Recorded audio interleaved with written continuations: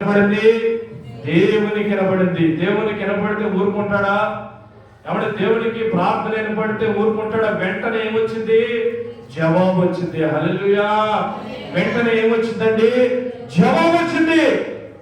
కొర్నేలి ప్రార్థనలో ఏ విషయాలు పెట్టాడు? కొర్నేలి విజ్ఞాపనలో ఏమి భద్రపరిచాడు? కొర్నేలి ఆ దేవుని పాదాలు పట్టుకొని ఏమి ప్రశ్న వేశాడు, ఏమి జవాబు పొందుకున్నాడో మనకు తెలియదు. కానీ దేవుడు సాక్షాత్తుగా దిగివచ్చి ఒక చక్కని మాట అన్నాడండి. కొర్నేలి, నీ ప్రార్థన వినబడింది, నీ ప్రార్థన సన్నిధిలో జ్ఞాపకార్థముగా ఉన్నది అని మొట్టమొదటిగా అంటే, రెండో మాట అన్నాడు, నీ ప్రార్థన నాకు వినబడింది. హల్లెలూయా! ఇంకా ఏమంటాడండి?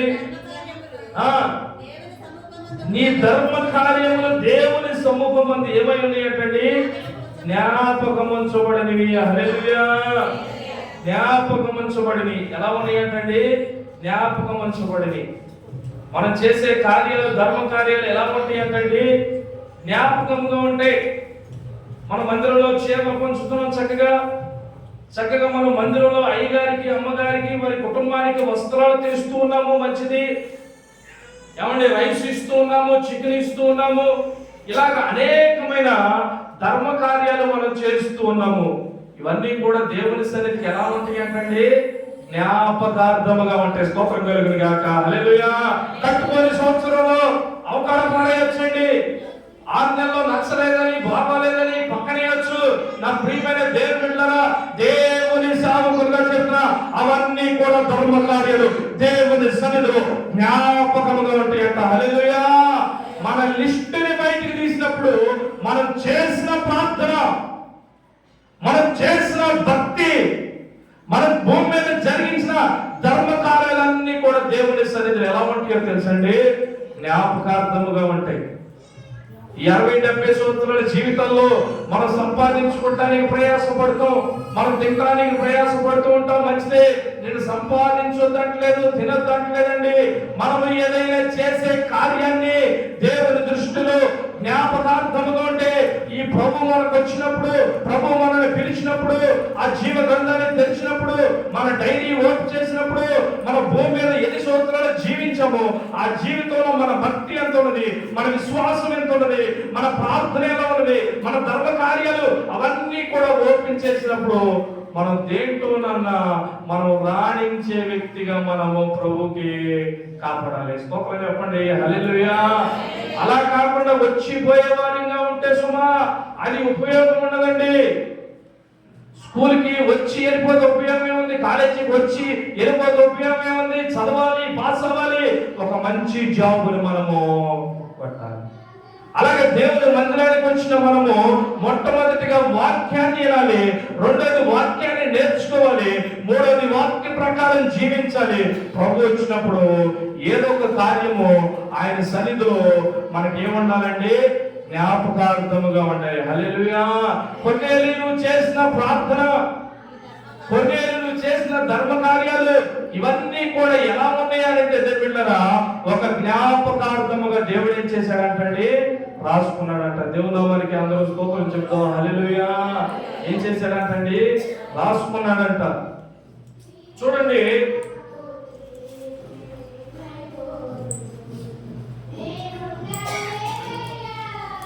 కీర్తన గ్రంథం 7వ అధ్యాయంలో 17వ వచనం చూడండి. నేను త్వరగా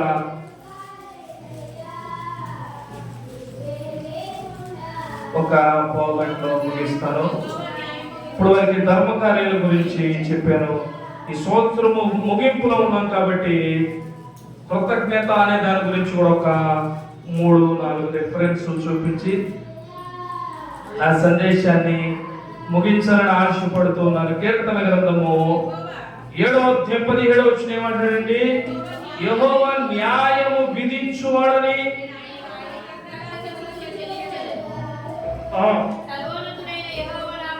ఏమంటాడండి? సర్వోన్నతుడని యెహోవా నామమును ఏం చేస్తా అంటాడండి? యెహోవాకు మనం ఏం చేయాలంటండి? కృతజ్ఞతాస్తుతులు చెల్లించాలి. మనం యెహోవాకి ఏం చేయాలంటండి? కృతజ్ఞతాస్తుతులు చెల్లించాలి. యెహోవా నామమును మనం ఏం చేయాలంటండి? కీర్తించాలని దేవుని వాక్యం సెలవిస్తున్నది. దేవుళ్ళ ఈ 2024వ సంవత్సరం జనవరి నుంచి నిన్నటి వరకు ఏమంటే మన వ్యక్తిగత జీవితంలో ఎన్ని అపాయాలు తప్పించాడు, ఎన్ని ప్రమాదాలు తప్పించాడు ఒకసారి మనము జ్ఞాపకం చేసుకోవాలి. సెమీ క్రిస్మస్ రోజు పనులు నిమిత్తం మైలారు వెళ్ళాను. బ్యాంకులో డబ్బులు తీసుకుని వస్తున్నా. బ్యాంకులో దాచాను అనుకోమాకండి, ఎవరో ఫోన్పే చేసి బ్యాంకులో దాచుకున్నాడు అనుకుంటే అయ్యగారు అనుకోమాకండి, ఎవరో సెమీ క్రిస్మస్ కార్యక్రమానికి వేశారు. అవి తీసుకొని జేబులో పెట్టుకొని వస్తున్నానండి. నేను నా దారిలో నేను సైలెంట్గా మెల్లగా 30 స్పీడ్లో వస్తున్నా. ఒక పెద్ద ఆవు అటేపు నుంచి వస్తున్నది చూసా. ఒక కర్ర పట్టుకుని దాన్ని తోలుతున్నాడు. అది వెళ్ళాల్సిన దారిలో వెళ్ళకుండా నా మీదకి వచ్చింది. అప్పుడు నేను అనుకున్నా అయిపోయింది అనుకున్నా. కానీ నా దగ్గరికి వచ్చి సడన్గా అటు నిలిచిపోయింది. దేవుని నామానికి స్తోత్రం కలుగును గాక. హల్లెలూయా. ఇక నచ్చి కుదిరితే నేనేం చేస్తా, మీ ముందు మాటలు చెప్పినంత ఈజీ కాదుగా, దాన్ని ఎదుర్కొంటాం. అయిపోయింది అనుకున్నా. కానీ సడన్గా వచ్చి అంత ఉరుక్కుంటూ వచ్చి అడ్డం పడి వచ్చింది. నా దగ్గరికి వచ్చి ఆగింది. అమ్మా దేవుడు కాపాడాడులే అనుకున్నా. మళ్ళీ నిన్న అయ్యగారు నేను ఊరిలో వస్తున్నాం. ఊరిలో వస్తుంటే ఒక గేద కారులో నుంచి దూకింది ఒకేసారి మీదకి. అప్పుడు కూడా అయిపోయిందిలే అనుకున్నాయి. కానీ దేవుళ్ళ ఎన్ని ఎన్ని ఎన్ని ప్రమాదాల నుంచి, ఎన్ని అనారోగ్యాల నుంచి, ఎన్ని గొడవల నుంచి, ఎన్ని ప్రెస్టేషన్ నుంచి, ఎన్ని చిక్కుల నుంచి, ఎన్ని శ్రమల నుంచి, ఎన్ని నిందల నుంచి, ఎన్ని అవమానాల నుంచి దేవుళ్ళరా ఈ 2024వ సంవత్సరం నేను మాత్రమే కాదండి, మీరు మాత్రమే కాదండి, మైక్ ఎంత ఉందో వినేవారు మాత్రమే కాదండి, సజీవులుగా ఉన్న వారందరూ కూడా ఈ 2024వ సంవత్సరంలో ఈ 12 నెలలు ఎన్ని ఇబ్బందులు గురైనప్పటికీ దేవుడు మనల్ని సజీవులుగా ఉంచాడు అని అంటే బైబిల్ అంటుంది, సజీవులే కదా నిన్ను స్తుతించేది, మొన్ను నిన్ను స్తుతించదు కదా అని భక్తుడైన దావీదు రాశాడు. దేవుడు మనకి స్తోత్రం కలుగును గాక. హల్లెలూయా. సజీవులే కదా నిన్ను స్తుతించేది, మొన్ను నిన్ను స్తుతించదు కదా. ఏమండి, మహోన్నతుడా నీ నామమును కీర్తించడం మంచిది, మహోన్నతుడా నీ నామమును స్తుతించడం మంచిది.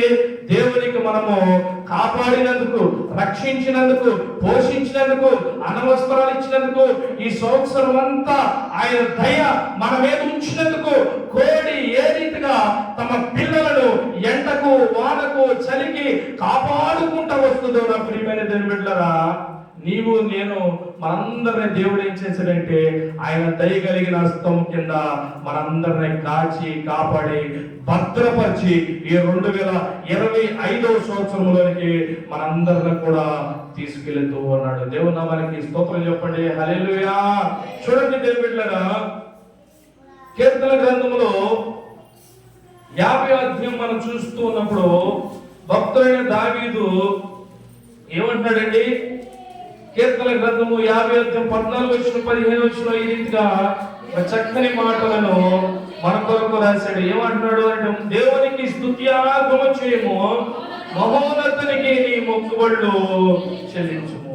15 ఆపత్కాలమున నీవు నన్ను గూర్చి మొరపెట్టుము, నేను నిన్ను విడిపించదను, నీవు నన్ను మహిమపరచు. దేవునికి మనం ఏం చేయాలంటండి? కృతజ్ఞతాస్తుతులు చెల్లించాలి. ఆపత్కాలంలో మనం దేవునికి ఏం చేయాలంటండి? మొరపెట్టాలి. దేవునికి సన్నిధిలో మనం ఆయన చేసిన కార్యాలను బట్టి, మనం హాస్పిటల్లో ఉన్నప్పుడు కానీ, మనం ఇంట్లో ఉన్నప్పుడు కానీ, మన పొలంలో ఉన్నప్పుడు కానీ, మన ప్రయాణంలో ఉన్నప్పుడు కానీ, ఏ చిక్కుల్లో ఉన్నామో మనందరికీ వ్యక్తిగతంగా మనం తెలుసండి. ఆ పరిస్థితిలో మనం దేవుని సన్నిధిలో ఏమని ప్రార్థన చేశామో మనందరికీ తెలుసండి. వాటన్నిటి నుంచి దేవుడు మనల్ని ఏం చేశాడు అని అంటే విడిపించాడు. దేవుడు ఏం చేశాడండి? అటన్నిటి నుంచి మనల్ని విడిపించాడు, కాపాడాడు, రక్షించాడు, మంచి క్షేమాన్ని ఇచ్చాడు, మంచి ఆశీర్వాదం ఇచ్చాడు. అందుకని మనం దేవునికి ఏం చేయాలంటండి? కృతజ్ఞతాస్తుతులు చెల్లించాలి. చూడండి దేవుళ్ళరా, కీర్తన గ్రంథము 30వ అధ్యాయము 1వ వచనం 2వ వచనం ఏమంటున్నాడండి?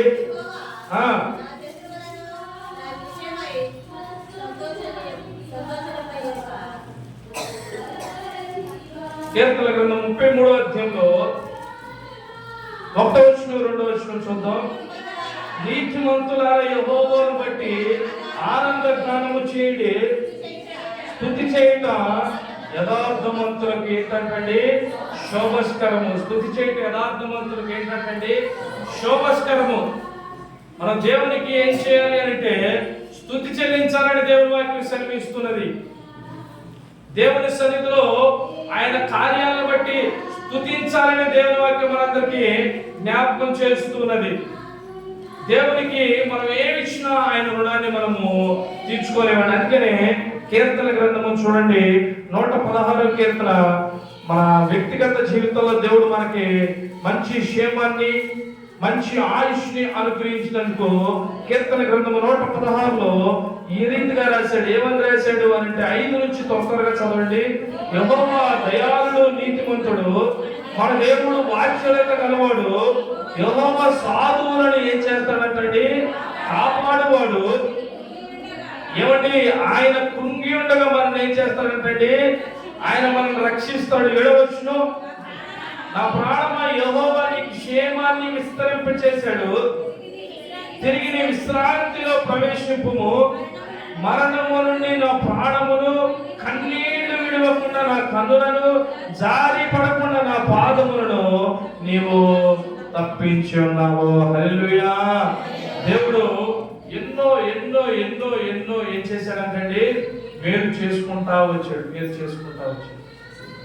జారి పడినప్పుడు, కురింగి పడినప్పుడు, మరణకరమైన పరిస్థితుల్లో, ఒంటరి బ్రతుకులో, అనేకమైన ఇబ్బందుల్లో దేవుడు మనల్ని ఏం చేశాడు అంటే ఆయన వెంటుండి, ఆయన మనల్ని ఆదరించి, ఆయన మనల్ని చేపట్టుకొని, ఆయన దినదినము కూడా పోషించుకుంటూ, దినదినము కూడా నడిపించుకుంటూ, దినదినము కూడా కాపాడుకుంటూ, దినదినము కూడా ఆయన మన అవసరతలు తీర్చుకుంటా దేవుడు ఏం చేశాడు అంటే మంచి క్షేమాన్ని అనుగ్రహించాడు. దేవుడు మనకి స్తోత్రం కలుగును గాక. హల్లెలూయా.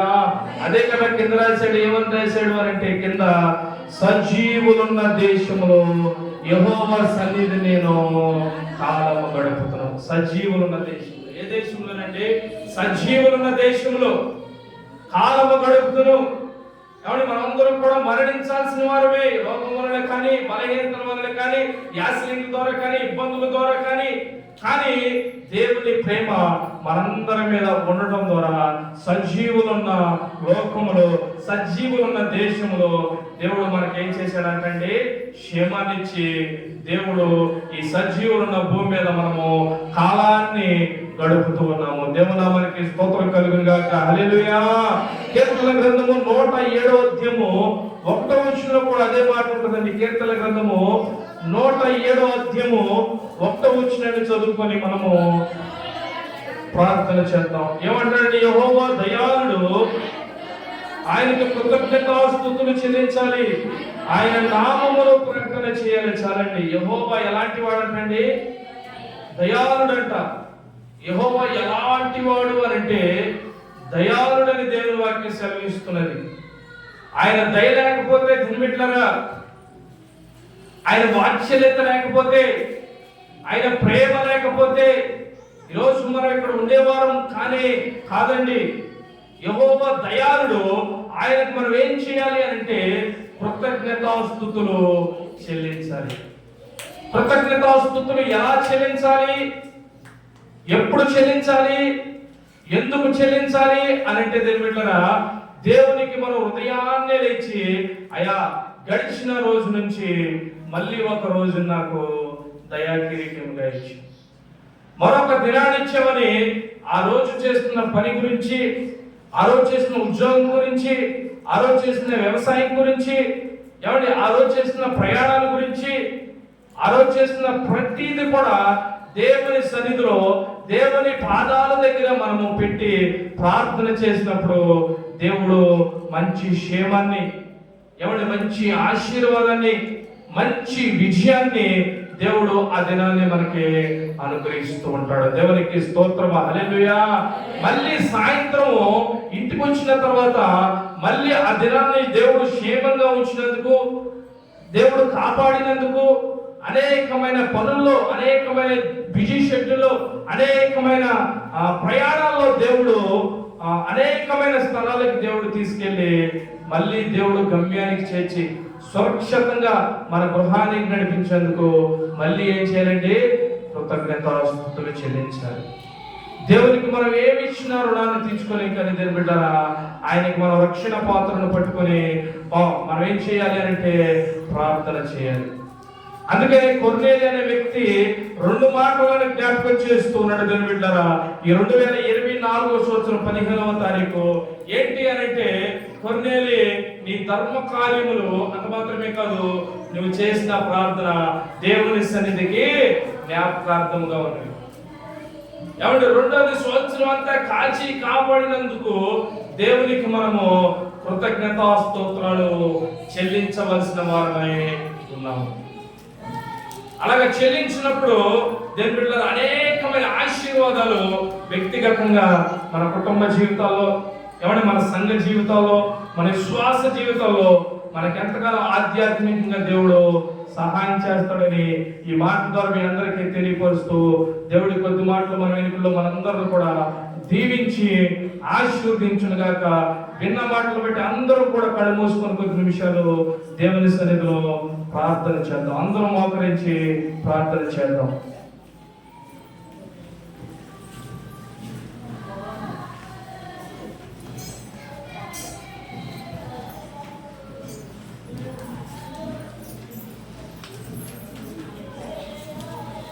దేవుని సన్నిధిలో మనం అందరం కూడా ప్రార్థన చేద్దామండి. 2024 సంవత్సరం 15వ తారీఖు దేవుడు మనకు అనుగ్రహించిన మంచి సమయాన్ని బట్టి, మంచి దినాన్ని బట్టి, మంచి రోజును బట్టి, దేవుడు మనకు అనుగ్రహించిన మంచి ఆయుష్ను బట్టి దేవుని సన్నిధిలో మనం అందరం కూడా కొద్ది నిమిషాలు దేవుని సన్నిధిలో ప్రభుని స్తుతిద్దాం. అందరం ప్రార్థన చేద్దాం. ఎవరో మౌనంగా ఉండకుండా దేవుని సన్నిధిలో ప్రార్థన చేద్దాం. మన కాచి